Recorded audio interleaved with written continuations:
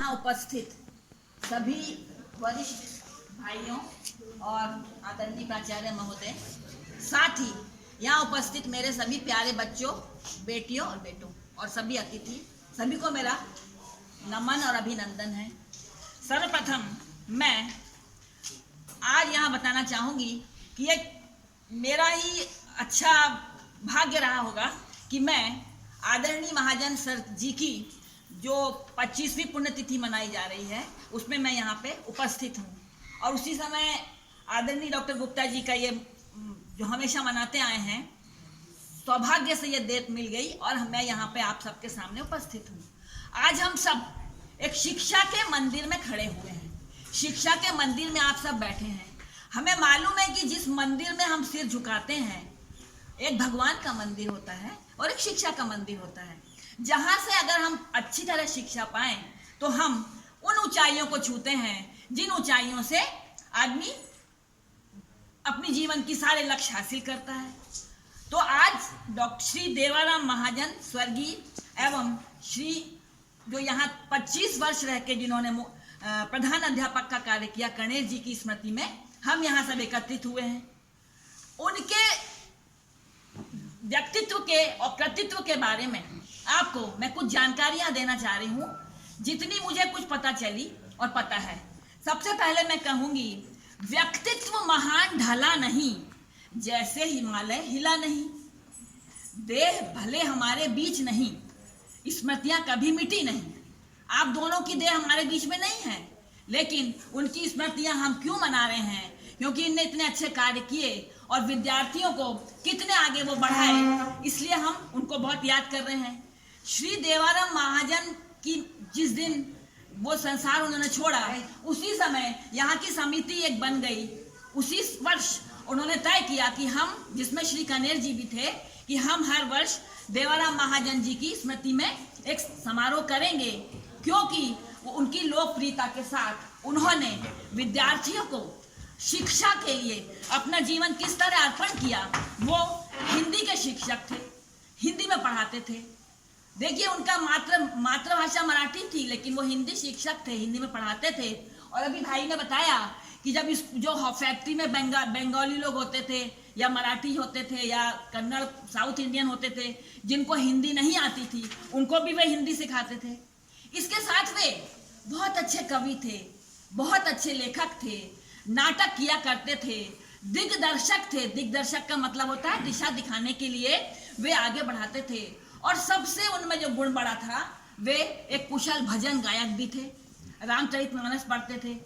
इस सब की जानकारी आज से कई वर्ष पहले मेरी उनसे मुलाकात हुई होगी, 40-45 वर्ष पूर्व, लेकिन उनकी जानकारी जो आप लोगों ने उनके लिए एक पत्रिका छापी है, स्मरणिका, उससे मुझे हुई। उनकी कविताएं, मैं भी एक लेखिका हूँ, मैं भी अपनी कुछ कविताएं आप लोगों के लिए मार्गदर्शन के लिए सुनाऊंगी। उनकी जो कविता उनकी लिखी हुई, जो मुझे आपको सबको आगे बढ़ाने के लिए, हम सबको आगे प्रेरणा देने के लिए है, उसकी मैं यहाँ पर एक पाठ कर रही हूँ, जो लिखा है श्री देवाराम महाजन जी ने। अनहद नाद, ये महाजन सर की सीख है। वो क्या कहना चाहते थे?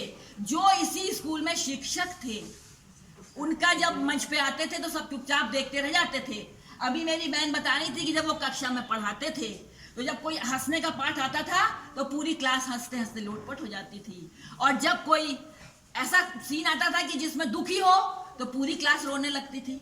सोचिए आप ऐसे कितने महान शिक्षक होंगे।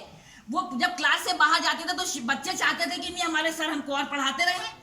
कभी ऐसा शिक्षक देखिए कितने ग्रेट एंड ग्रैंड रहे होंगे वो। कणेर साहब उनको डांटते थे कि बोले पूरा स्कूल डिस्टर्ब हो रहा है, क्या ही चल रही। बोले जब हंसाने की कविता सिखाऊंगा तो लोग हंसेंगे नहीं तो रोएंगे क्या? बोले तो उनका देखिए, इसका मैं आपका अर्थ भी समझाऊंगी।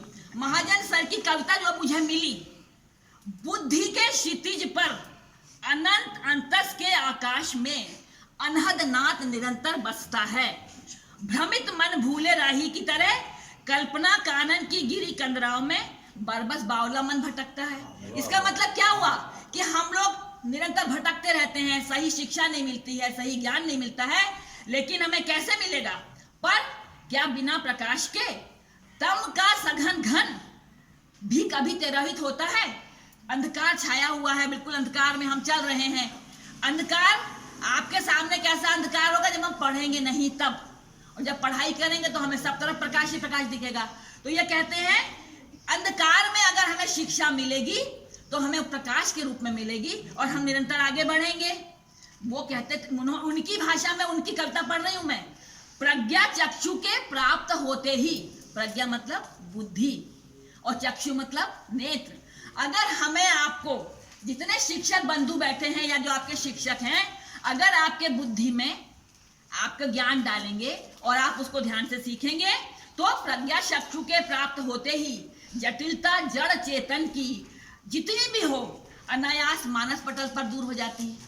हमें कुछ नहीं आता है, हम एक नील हैं, लेकिन जैसे ही आपको अच्छा शिक्षक मिलता है, अच्छी कोचिंग देने वाला मिलता है, तो आप कहाँ पहुंच जाते हैं? ऊंचाइयों पर। आप बहुत आगे बढ़ जाते हैं और आपको बहुत ज्ञान हो जाता है।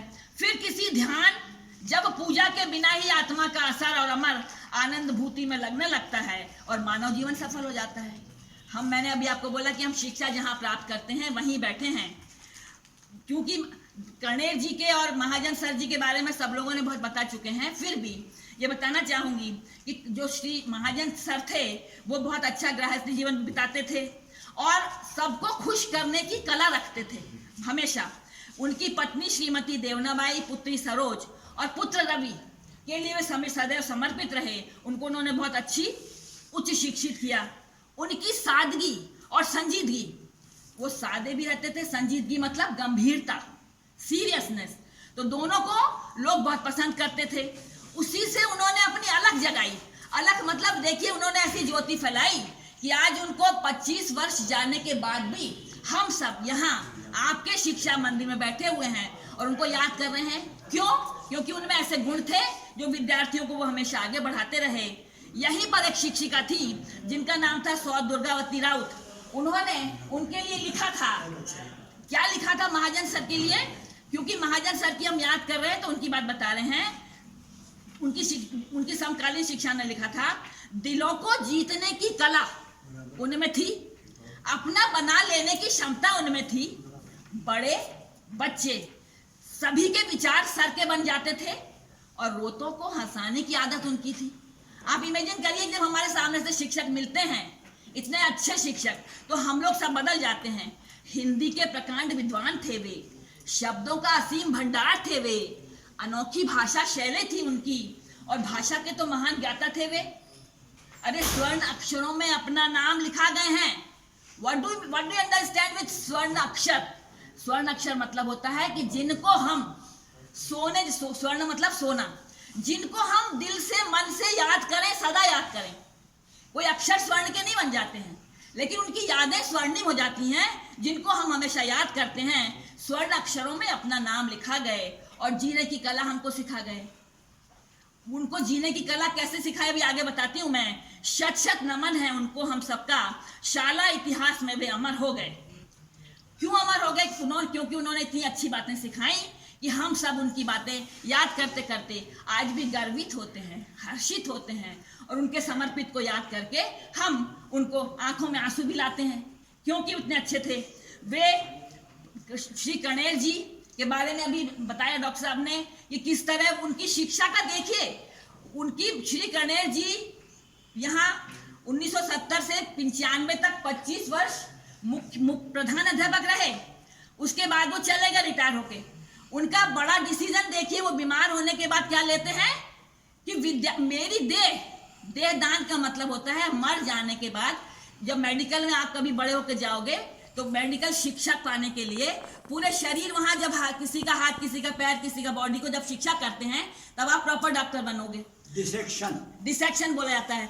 तो आप सोचिए कि श्री कर्णेर जी ने अपनी देह दान कर दी, पूरे शरीर के उनके अंग जिसको लगने होते लगे होंगे, और उनका शरीर जो हम लोग अंतिम संस्कार करते हैं वो नहीं किया गया, और उनको किसने समर्पित कर दिया? विद्यार्थियों के लिए, बच्चों के लिए, चाहे वो मेडिकल के बच्चे हों, चाहे कोई वो हो। तो आप देखिए कि कितना बड़ा उन्होंने काम किया। वे, जैसा मैंने उनकी जानकारी ली, कर्णेर जी बहुत कुशल प्रशासक थे। वो छोटे छोटे बच्चों को बहुत प्यार से संभालते थे, अपने शिक्षकों को बहुत ध्यान रखते थे, साथ ही अगर कभी उनके पालक लोग या जो यहाँ के यूनियन लोग आते थे, उनको भी वो बहुत ध्यान रखते थे। उन दोनों की क्षति वास्तव में तो अपूर्ण क्षति है, लेकिन जो उन्होंने हमको जो सिखा गए, जो उन्होंने हमें गुण दे गए, जो हमको उन्होंने बता गए, उसको हमें अपने मन में ग्रहण करना चाहिए और उनकी भांति हमें अच्छी अच्छी बातें सीखनी चाहिए। माखनलाल चतुर्वेदी जी ने 4 शब्द कहे। माखनलाल चतुर्वेदी को जानते होंगे आप, एक बहुत बड़े कवि थे।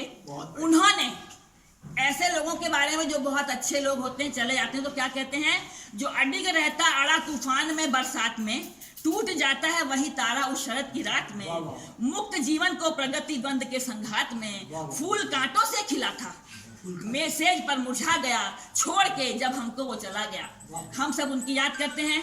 अब फिर मैं बताऊंगी कि महाजन सर के ऊपर से हंसते रहते थे, कभी उनको दुखी नहीं देखा, लेकिन उनके मन में एक संताप था, एक दुख था। कब दुख था उनका? एक बेटा था, एक बेटी थी। बेटा बहुत अच्छा योग्य बन गया, शिक्षक भंडारा, उसने यहाँ पढ़ा लिखा, इसी स्कूल में पढ़े लिखे, फिर भंडारा में शिक्षा प्राप्त करी, फिर वो नौकरी में चले गए। नौकरी में जाने के बाद जब भी उनके मन में अचानक क्या हुआ कि उन्होंने अपने माता पिता को छोड़कर, जैसे स्वामी विवेकानंद ने संन्यास ले लिया था, उस तरह उन्हें संन्यास ले लिया और अपने पिता माता को छोड़ के वो एक सन्यासी बन गए। वे आज भी हैं। ये किताब मैंने दिखाई, ये किताब उन्हीं को प्रेजेंट की थी। रवि महाराज, उनका रवि नाम है, लेकिन उनको उरुक्रमानंद नाम के नाम से वो ओंकारेश्वर में रहते हैं। जब उनने संन्यास ले लिया तो एक स्वाभाविक ही है कि पिता के मन में तो दुख हो गई। वे कुछ बताते नहीं थे, वो बहुत जोरों से हंसते थे, अट्टहास करते थे, लेकिन उनकी आंखों से आंसू बहते थे।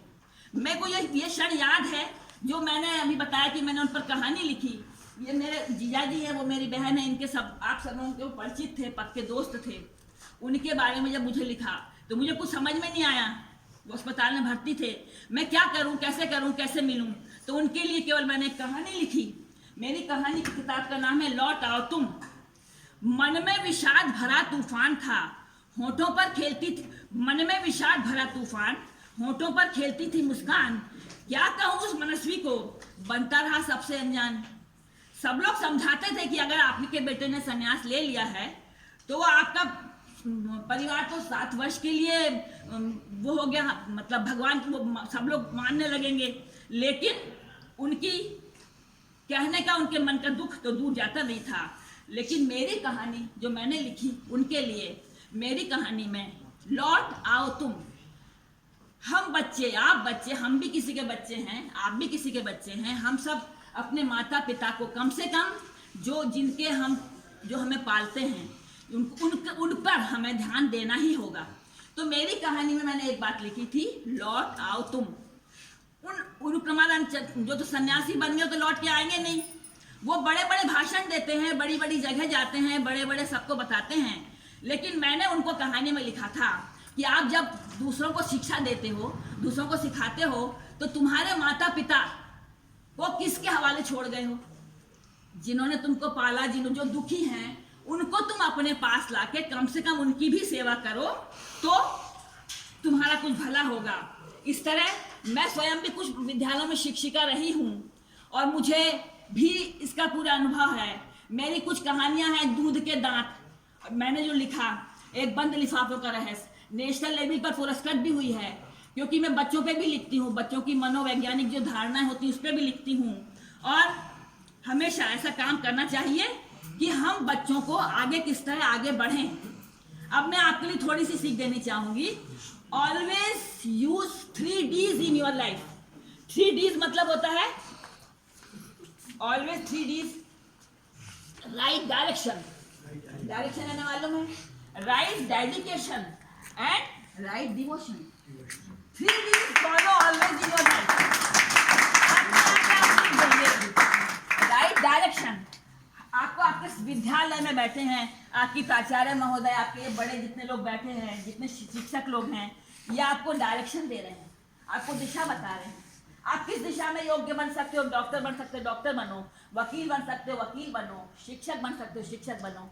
जिसमें आपको इंटरेस्ट हो उसको आप योग्यता हासिल करो और आगे बढ़ो। अब आपको डायरेक्शन तो मिल गई, अब आपको डेडिकेशन चाहिए। डेडिकेशन मतलब पूर्ण समर्पण। आपको समर्पित होना होगा, तभी आप आगे बढ़ोगे। और फिर हम लोग राइट डिवोशन करेंगे, तन मन धन से लग जाएंगे और आगे बढ़ते जाएंगे, तो कोई आपको पीछे नहीं कर सकता। आपको हमेशा आगे बढ़ाते जाएंगे। आपको ना माँ बोलेगी, ना पिता बोलेगा, ना भाई बोलेंगे, ना शिक्षक बोलेंगे। आप स्वयं डेडिकेटेड हो जाओगे, क्योंकि आप डिवोटेड हो गए हो, पढ़ने में मन लग गए हो। एक छोटी सी कविता पढ़ा के मैं विराम दूंगी, जो मैंने लिखी है। खुलने दो झरोखे अपने मन मंदिर के। मैं खुद लिखती हूँ, मन मंदिर हमारा मन है। खुलने दो, तुम स्वयं स्वयं हो अपने रचयिता भाग्य विधाता। अंकुरित अंतस की महत्वाकांक्षाओं से सजाओ पानी देना। अपनी अंकुरित अंतस की महत्वाकांक्षाओं से सजाओ अपनी सत्ता। तुम्हारे दिल में क्या है?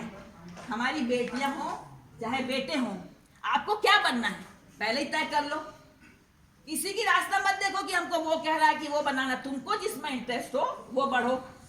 खोलो अपने वातायन, अपने विचार खोल लो। हो जाने दो प्रज्वलित अग्निपुंज। ज्योतिर्मय हो ऊर्जित तरंगित शक्तिवन उपवन कुंज।